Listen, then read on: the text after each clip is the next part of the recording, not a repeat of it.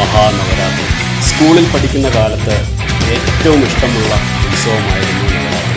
പ്രധാന കാരണം മുഴുവൻ സമയം ഇരുന്ന് പഠിക്കുന്നവർ പോലും കളിക്കാൻ വരുന്ന ദിവസമാണ്.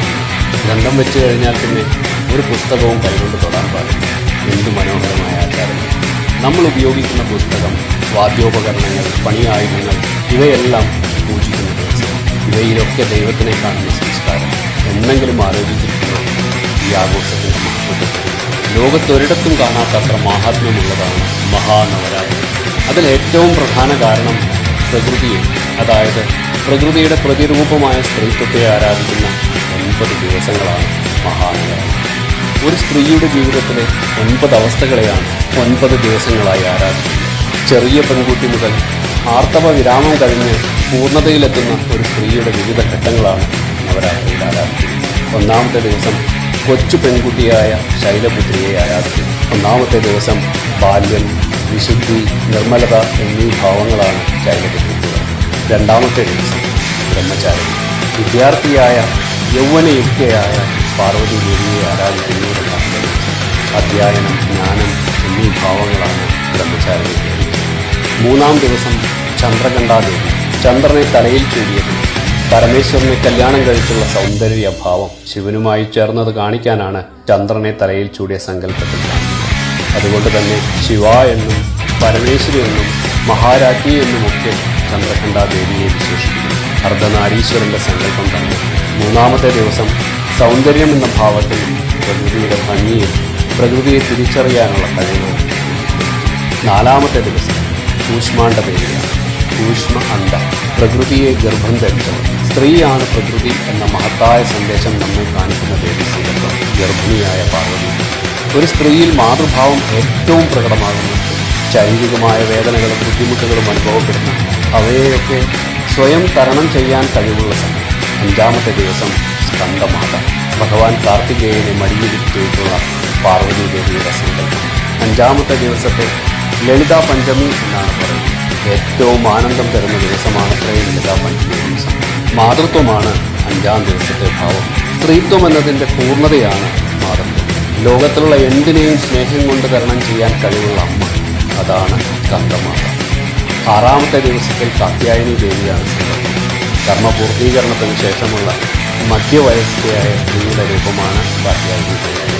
ഗാംഭീര്യവും ധൈര്യവും ശക്തിയുമുള്ള ദേവി. 7-ാം ദിവസം കാളരാത്രി ദേവിയാണ് സങ്കല്പം. ആർത്തവ വിരാമം പ്രാപിച്ചിട്ടുള്ള ഒരു സ്ത്രീയുടെ ഏറ്റവും ബുദ്ധിമുട്ടുള്ള കാലഘട്ടമായി ഇതിനെ കണക്കാക്കുന്നു. ദേവിയുടെ പേര് പോലെ തന്നെ ദുരിതമുള്ള രാത്രി, ഏറ്റവും രൗദ്രമുള്ള സങ്കല്പം. എല്ലാത്തിനെയും ദഹിപ്പിക്കാൻ തക്ക ഭാവത്തിലുള്ള പാർവതി ദേവിയുടെ സങ്കല്പിക്കുന്നു. 8-ാം ദിവസം അഷ്ടമിയിൽ മഹാഗൗരിയാണ് സങ്കല്പം. ആർത്തവ വിരാമത്തിലെ ബുദ്ധിമുട്ടുകളൊക്കെ മാറിയിട്ടുള്ള അമ്മൂമ്മ അല്ലെങ്കിൽ മുത്തശ്ശിയുടെ ഭാവമാണ് ദേവിക്ക് അഷ്ടമി. അവളുടെ കുടുംബം എന്ന സങ്കല്പത്തിൽ നിന്നും ഉയർന്ന് എല്ലാവരുടെയും അമ്മയാകുന്ന ഭാവം, എല്ലാവരും അമ്മയെന്ന് വിളിക്കുന്ന പൂർണ്ണത. മഹാഗൗരി എന്നാൽ തിളങ്ങുന്നത് എന്നർത്ഥം. പ്രകൃതിയുടെ ഭാവത്തിലുള്ള ലോകം മുഴുവൻ സ്നേഹം പകർന്നു നിന്നത്. മഹാനവരാത്രിയുടെ അവസാനത്തെ ദിവസം 9-ാമത്തെ ദിവസം സിദ്ധിദാത്രി ദേവിയാണ്. ആത്മീയതയുടെ പൂർണ്ണമായ ഭാവം, ആത്മസാക്ഷാത്കാരം നേടിയിട്ടുള്ള ഭാവം, ജീവിതം എന്നതിൻ്റെ തിരിച്ചറിവ്, ഞാൻ ആരാണെന്ന് തിരിച്ചറിഞ്ഞുള്ള ഭാവം, അതാണ് പാർവതി ദേവിയുടെ സിദ്ധിദാത്രിയുടെ ഭാവം. ഇങ്ങനെയുള്ള ബാല്യം മുതൽ ആത്മസാക്ഷാത്കാരം വരെയുള്ള 9-ാമത്തെ ഭാവത്തിന് ശേഷമാണ് വിജയദശമി. ഞാൻ ജനിച്ചതിൻ്റെ സാക്ഷാത്കാരം അനുഭവിക്കുന്ന ജീവിത വിജയത്തിൻ്റെ ദിവസം. തനിക്കും പ്രകൃതിക്കും വലിയൊരു അനുഗ്രഹം ലഭിച്ചതിൻ്റെ സന്തോഷമുള്ള ദിവസം. ജീവിതത്തിൻ്റെ ഗതിയിലുള്ള 9 ഭാവത്തെ നമ്മൾ ദേവീ രൂപത്തിൽ ആരാധിക്കുന്നു. ലോകത്തൊരിടത്തും കാണാത്തത്ര പാവനമായ സങ്കല്പമാണ്. സ്ത്രീയെ, മാതൃത്വത്തെ ബഹുമാനിക്കുന്ന ഒരു വലിയ സംസ്കാരമാണ് മഹാനവരാത്രി. സ്ത്രീയിലൂടെ, ഭഗവതി രൂപത്തിലൂടെ നമ്മൾ ആരാധിക്കുന്നത് പ്രകൃതിയെ തന്നെയാണ് എന്ന് നമ്മൾ തിരിച്ചറിയുക കൂടി. ശിവനും ശക്തിയും ഓരോ വ്യക്തിയിലുമുണ്ട് എന്നതാണ് സങ്കല്പം.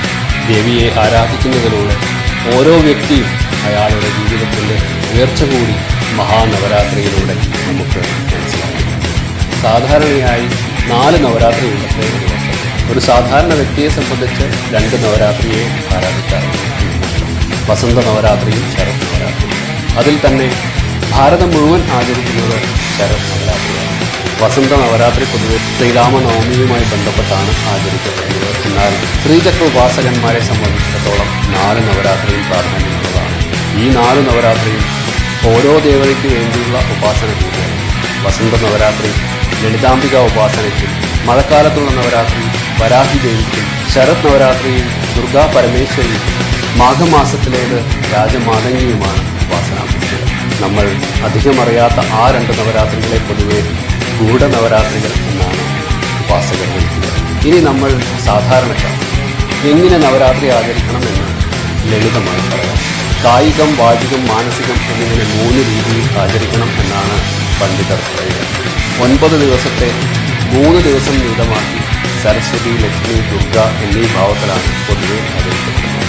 ബംഗാളിലും ഉത്തരേന്ത്യയിലുമൊക്കെ ദുർഗാപൂജയ്ക്കാണ് പ്രാധാന്യം. എന്നാൽ നമ്മൾ മലയാളികൾ ആദ്യ 3 ദിവസം ദുർഗാ പരമേശ്വരി അല്ലെങ്കിൽ ഭദ്രകാളി, അടുത്ത 3 ദിവസം ലക്ഷ്മി, അവസാനത്തെ 3 ദിവസം സരസ്വതി എന്ന രീതിയിലാണ് ആരാധിക്കുന്നത്. നവരാത്രി ദിവസങ്ങളിൽ ഭക്ഷണത്തിൽ ഒരു ക്രമമുണ്ടാക്കുക.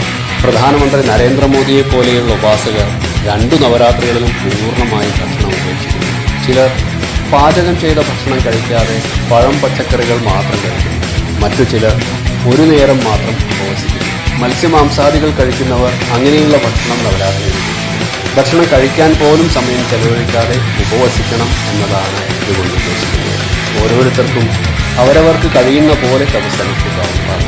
ഒന്നും നമ്മുടെ ഉപാസനയ്ക്ക് തടസ്സമാകരുത് എന്നാണ്. ഉപവസതി എന്നാൽ അടുത്തിരിക്കുക എന്നാണ് അർത്ഥം. ആരുടെ അടുത്ത്? ഉപാസനാമൂർത്തിയുടെ അടുത്തിരിക്കുക എന്നതാണ് ഉപവാസം കൊണ്ട് അർത്ഥമാക്കുന്നത്. പൂജകൾ, ഹോമം തുടങ്ങിയവയൊക്കെ ഈ സമയത്ത് തപസ്സിന്റെ ഭാഗമായി അനുഷ്ഠിക്കാം. നവരാത്രിയിൽ ഏറ്റവും പ്രാധാന്യമുള്ളത് ദേവീ മഹാത്മ്യ പാരായണമാണ്. പല കഥകളും മറ്റും കാണാമെങ്കിലും ദേവീ മഹാത്മ്യം ആത്മസാക്ഷാത്കാരത്തിനുള്ള മാർഗം കാണിച്ചു തരുന്നു. അജ്ഞാനനാശത്തിലൂടെ ജ്ഞാനരൂപിയായി സരസ്വതിയായി മാറാനുള്ള ഉപായമാണ് ദേവീ മഹാത്മ്യം. കൂടാതെ ദീക്ഷാമന്ത്രങ്ങൾ പോലെയുള്ള മന്ത്രങ്ങളും ജപങ്ങളും ലളിതാ സഹസ്രനാമ പാരായണവും ഒക്കെ ചെയ്യാം. ചില സ്ഥലങ്ങളിൽ ഗർഭ, ബൊമ്മക്കുരു പോലെയുള്ളവ ഒരുക്കുന്നു. ഈ നാടിൻ്റെ ഭംഗിയാണത്. പല രൂപത്തിലും സമ്പ്രദായത്തിലും ഓരോ നാട്ടിലും വ്യത്യസ്ത രീതിയിൽ ആരാധിക്കുന്നു. എന്നാൽ ആരാധിക്കുന്നത് ഒരാളെ മാത്രം, പാർവതി ദേവി, ജഗദമ്പി. കായികവും വാചികവുമായ സാധനയിലൂടെ അമ്മയിലേക്ക് ലയിക്കുന്നതാണ് മാനസികമായ തപസ്സ്. മെഡിറ്റേഷൻ പോലെയുള്ള സാധനയിലൂടെ ദേവിയെ അറിയുകയും അതിൽ ലയിക്കുകയും ചെയ്യുകയാണ് മാനസികമായുള്ള നവരാത്രിയിലെ സാധന. തന്ത്രസാധനയിലൂടെ വേദാന്ത ദർശനത്തിലേക്ക് എത്തിച്ചേരാനുള്ള മഹത്തായ സങ്കല്പം, മഹത്തായ ആചാരം, അതാണ് മഹാനവരാത്രി. ഈയൊരു തപസ്സിലൂടെ മനസ്സും ശരീരവും പരിശുദ്ധമാകും. നമ്മളറിയാതെ നമ്മളിലേക്ക് ദേവീ ചൈതന്യം നിറയുകയും ചെയ്യും. ഒന്നിൻ്റെ മുന്നിലും വീണുപോകാതെ നമ്മളെ സംരക്ഷിച്ചു നിർത്താൻ അമ്മ എന്നും നമ്മുടെ കൂടെ തന്നെ ഉണ്ടാകും. സ്ത്രീ അമ്മയാണ്, ഭാര്യയാണ്, മകളാണ്, സഹോദരിയാണ് എന്നൊക്കെ എല്ലാവർക്കും ഉണ്ടാകും. എന്നാൽ അവൾ പ്രകൃതി കൂടിയാണ് എന്ന് തിരിച്ചറിയുമ്പോൾ നാം അവളെ കൂടുതൽ ബഹുമാനിക്കാൻ തുടങ്ങും. അവളുടെ സന്തോഷങ്ങൾ, അവളുടെ കഷ്ടപ്പാടുകൾ, അവളുടെ ത്യാഗങ്ങൾ എല്ലാം തിരിച്ചറിയുന്നത് കൂടിയാകട്ടെ ഓരോ നവരാത്രി. ഓരോ സ്ത്രീയും പരമേശ്വരിയായ ജഗദംബികയാണെന്ന ഭാരതത്തിൻ്റെ സംസ്കാരത്തെ നമുക്കും നെഞ്ചോട് ചേർത്ത് ആചരിക്കാം. അടുത്ത തലമുറയിലേക്ക് പകർന്നു നൽകാം. ഏറ്റവും നല്ല രീതിയിൽ ഈ മഹാനവരാത്രി നമുക്ക് ഉപവസിക്കാം. അമ്മയുടെ അനുഗ്രഹം എന്നും ഉണ്ടാകും. മനുസ്മൃതിയിൽ പറയുന്നു, എത്ര നാര്യസ്തു പൂജ്യന്തെ രമന്തേ തത്ര ദേവത. എവിടെ സ്ത്രീയെ ബഹുമാനിക്കുന്നുവോ അവിടെ ഐശ്വര്യമുണ്ടാകും. എങ്കിൽ മാത്രമേ ഈ പ്രകൃതിക്ക് നിലനിൽക്കുള്ളൂ എന്ന് സാർ. അമ്മേ.